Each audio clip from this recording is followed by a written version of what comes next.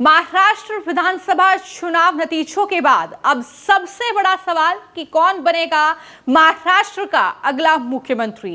क्या वो देवेंद्र फडणवीस होंगे? क्या एक बार फिर शिंदे के नाम पर मुहर लगेगी या फिर कोई सरप्राइजिंग नाम जो है वो निकलकर सामने आएगा? ये कई सवाल हैं जो हर किसी के मन में है कि आखिर महाराष्ट्र की कमान किसके हाथों में सौंपी जाएगी। इसको लेकर जब हमने सर्वे किया तो उसमें जवाब निकलकर सामने आया है और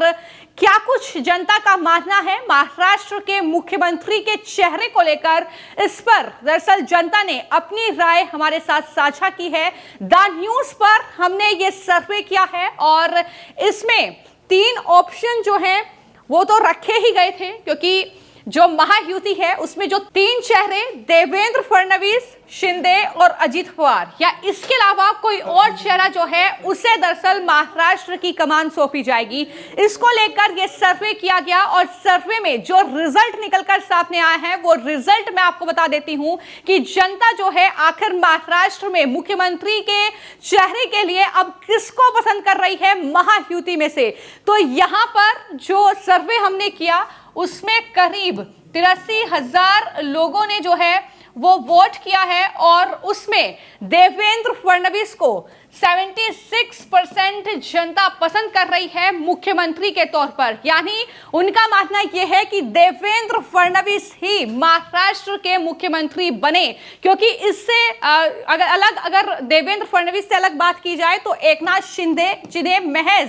18% जनता का वोट मिला है मुख्यमंत्री के लिए, और वहीं पर अजित पवार की अगर बात कर ली जाए तो 2% जनता चाहती है हमारे सर्वे के मुताबिक कि वो मुख्यमंत्री बने। इसके अलावा कोई नया चेहरा क्या महाराष्ट्र की जनता चाहती है, तो इस पर केवल 4% लोगों ने वोट किया है। यानी यहां पर कुल मिलाकर अगर हमारे इस रिजल्ट को देखा जाए, जो सर्वे हमने किया था कि महाराष्ट्र का अगला मुख्यमंत्री किसे बनना चाहिए, तो उसमें देवेंद्र फडणवीस के नाम पर मोहर लगाई है जनता ने। और इससे पहले भी हमने आपको ये जानकारी दी थी कि जो ग्राउंड रिपोर्टिंग महाराष्ट्र में हमारे सहयोगी के जरिए की गई है, उन्होंने जिस तरीके की जानकारी दी है उन्होंने ये बताया है कि दरअसल देवेंद्र फडणवीस ही अकेले ऐसे नेता हैं महाराष्ट्र में महायुति के भीतर जिनका वर्चस्व जो है वो पूरे महाराष्ट्र में है। यानी शिंदे की अगर बात कर ली जाए या अजित पवार की बात कर ली जाए तो ये दोनों नेता ऐसे हैं जिनका महाराष्ट्र के किसी विशेष इलाके में ज्यादा बोलबाला है। चाहे अजित पवार की बात कर ली जाए क्योंकि शरद पवार के वो भतीजे हैं, लेकिन इसमें चीज जो निकलकर सामने आई वो ये कि देवेंद्र फडणवीस को वहां का आम जन जो है वो हर कोई जानता है और देवेंद्र फडणवीस को ही सबसे ज्यादा जनता पसंद कर रही है। और यही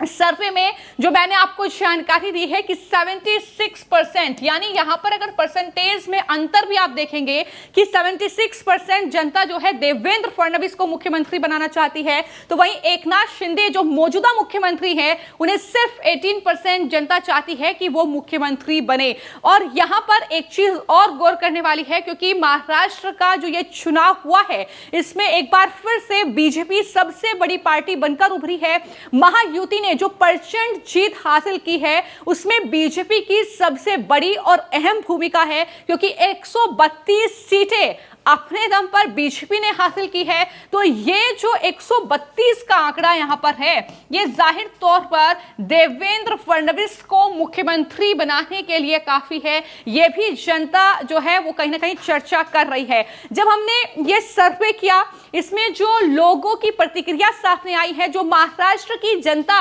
ने कमेंट्स किए हैं, उनका भी यही कहना है कि देवेंद्र फडणवीस को ही महाराष्ट्र की कमान सौंपी जाए, क्योंकि शिंदे जो हैं वो मुख्यमंत्री 2.5 साल तक रहे हैं और शिंदे तब मुख्यमंत्री रहे जब बीजेपी के पास ज्यादा सीटें थी और उसके बाद भी जो है शिंदे को मुख्यमंत्री बनाया गया। तो ये कहीं ना कहीं चीजें जो हैं वो जनता के जहन में हैं और देवेंद्र फडणवीस को एक नेता के तौर पर वहां पर जनता ज्यादा पसंद कर रही है। और यही वजह है कि मोहर जनता ने लगा दी है कि देवेंद्र फडणवीस ही महाराष्ट्र के मुख्यमंत्री बनेंगे। हालांकि दिल्ली में मीटिंग होगी, आलाकमान ये तय करेगा कि कौन मुख्यमंत्री बनेगा, लेकिन ऐसा लग रहा है जो लगातार बयान सामने आ रहे हैं, चाहे वो अजीत पवार का बयान हो, चाहे वो मौजूदा जो मुख्यमंत्री हैं एकनाथ शिंदे का बयान हो, कि कहीं ना कहीं सहमति जो है वो देवेंद्र फडणवीस के नाम पर जरूर जताई जाएगी और देवेंद्र फडणवीस ही महाराष्ट्र के अगले सीएम बनेंगे। क्योंकि जिस तरीके से उन्होंने पूरा चुनावी कैंपेन किया, जिस तरीके से लोकसभा चुनाव में खराब प्रदर्शन के बाद अब इस विधानसभा चुनाव में जिस तरीके का परफॉर्मेंस बीजेपी का रहा, तो ये तमाम चीजें हैं जिसका आकलन जो है वो लगातार किया जा रहा है और यही चीजें जो हैं वो कहीं ना कहीं देवेंद्र फडणवीस को मुख्यमंत्री महाराष्ट्र में बनाने जा रही है। ये भी लगातार जनता इस चीज को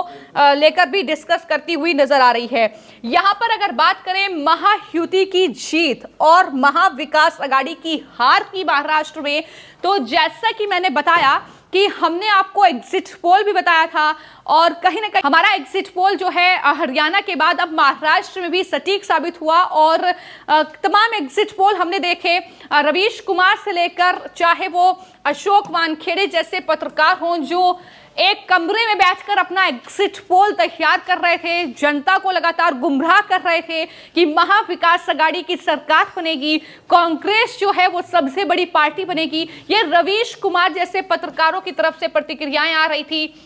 अशोक वानखेड़े लगातार महाविकास आघाड़ी उद्धव ठाकरे का गुणगान कर रहे थे, लेकिन यही कहीं ना कहीं जो चेहरे हैं पूरी तरीके से धराशायी हुए हैं और लोग इस बात का बिल्कुल जिक्र कर रहे हैं जो है सोशल मीडिया पर कि ये वो सो कॉल्ड पत्रकार हैं जो एक कमरे में बैठकर अपना एग्जिट पोल तैयार करते हैं, जो सिर्फ दिखावे के लिए अपना एग्जिट पोल तैयार करते हैं, बल्कि जो जमीन पर पत्रकार रहते हैं, जो वहां पर ग्राउंड रिपोर्टिंग करते हैं, वही सही एग्जिट पोल देते हैं। इस बात की चर्चा भी लगातार जो है वो लोग करते हुए नजर आ रहे हैं। यहां पर आप देख सकते हैं कि रवीश कुमार काफी ज्यादा ट्रोल हो रहे हैं महाविकास आघाड़ी की हार और महायुति की इस प्रचंड जीत के बाद। महाराष्ट्र में लोग लिख रहे हैं कि दोगलापन किसे कहते हैं, ये रवीश कुमार को देख लीजिए, क्योंकि यहां पर ये वो वाला वीडियो है जिसमें रवीश कुमार महाराष्ट्र में लाडकी बहन योजना को लेकर तो शिंदे की बुराई करते हैं, वो उनकी सरकार को खरी खोटी सुनाते हैं, वो कहते हैं कि ये कोई योजना नहीं है, इसका कोई महत्व नहीं होगा, ये लालच है, ये तमाम बातें वो कहते हैं। लेकिन वहीं पर अगर बात झारखंड की कर ली जाए, क्योंकि वहां हेमंत सोरेन सरकार ने भी जो है महिलाओं के लिए जो है योजना चलाई हुई है, जहां वो पैसे देते हैं महिलाओं को हर महीने, तो उसकी वो तारीफ करते हैं। तो यहां पर रवीश कुमार का जो दोगलापन है वो कहीं ना कहीं पूरी तरीके से बेनकाब हो जाता है और उसी की ही चर्चा जो है यहां पर ट्विटर यूजर भी कर रहे हैं और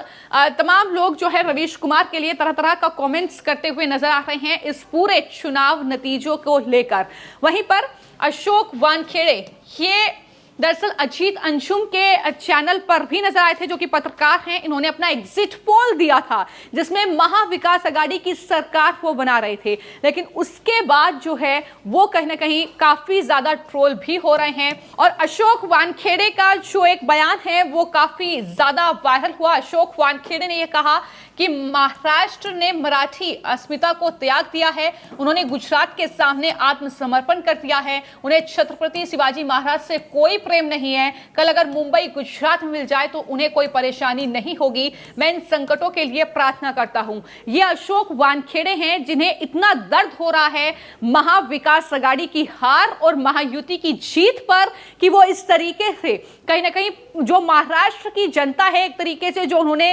वोट दिया है, जो उन्होंने मत दिया है अपना महाराष्ट्र को लेकर, उसका अपमान करते हुए वो नजर आ रहे हैं। और क्या लिख रहे हैं, जाहिर तौर पर वो प्रधानमंत्री नरेंद्र मोदी के लिए लिख रहे हैं, गुजरात का जिक्र कर रहे हैं, यानी वही संजय राउत की भाषा वो बोल रहे हैं और ये कह रहे हैं कि दरअसल गुजरात के सामने आत्मसमर्पण कर दिया महाराष्ट्र ने मराठी अस्मिता को त्याग दिया, ये बातें वो कर रहे हैं। छत्रपति शिवाजी महाराज से कोई प्रेम नहीं है।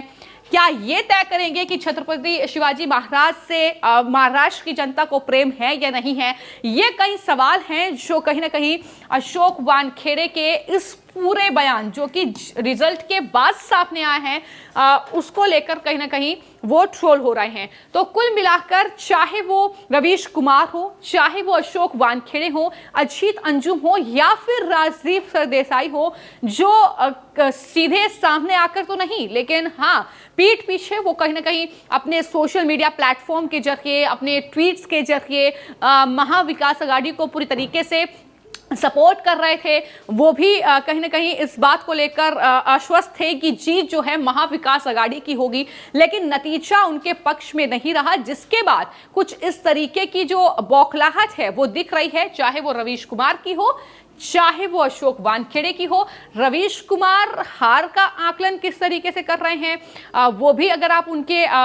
वीडियोस देखेंगे तो जान जाएंगे कि किस तरीके से वो खुलकर कांग्रेस पार्टी का वहां पर बचाव कर रहे हैं और वही चीजें दोहरा रहे हैं जो कांग्रेस पार्टी के नाना पटोले से लेकर जो है उद्धव ठाकरे की पार्टी के नेता संजय राउत तक कह रहे हैं कि सीजीआई अगर पहले फैसला दे दिए होते तो ये स्थिति नहीं बनती। उनका कहना है कि गुजरात ने महाराष्ट्र पर कब्जा कर लिया। इस तरीके के बयान जो हैं वो निकलकर सामने आ रहे हैं। तो कुल मिलाकर महाराष्ट्र में महायुति को जो प्रचंड जीत मिली है उससे कई चेहरे बुरी तरीके से बेनकाब हुए हैं, कई चेहरे एक्सपोज हुए हैं। और वहीं पर अगर बात की जाए महाराष्ट्र का मुख्यमंत्री कौन बनेगा तो इसको लेकर भी मैंने आपको दिखाया है सर्वे जो द न्यूज पर हमने किया था, जिसमें 76% जो वोट है वो जाहिर तौर पर यहां पर देवेंद्र फडणवीस को मिलता हुआ नजर आया। यानी देवेंद्र फडणवीस को ही महाराष्ट्र की जनता मुख्यमंत्री के तौर पर पसंद कर रही है और इसका भी इंतजार रहेगा कि क्या वाकई ये जो हमारा सर्वे है जिसमें ये रिजल्ट निकलकर सामने आए हैं इस पर ही आखिरी मुहर जो है वो दिल्ली से लगती है या फिर नहीं। लेकिन आपको क्या लगता है कि महाराष्ट्र का मुख्यमंत्री कौन बनेगा? इस पर अपनी राय जरूर साझा कीजिएगा। धन्यवाद।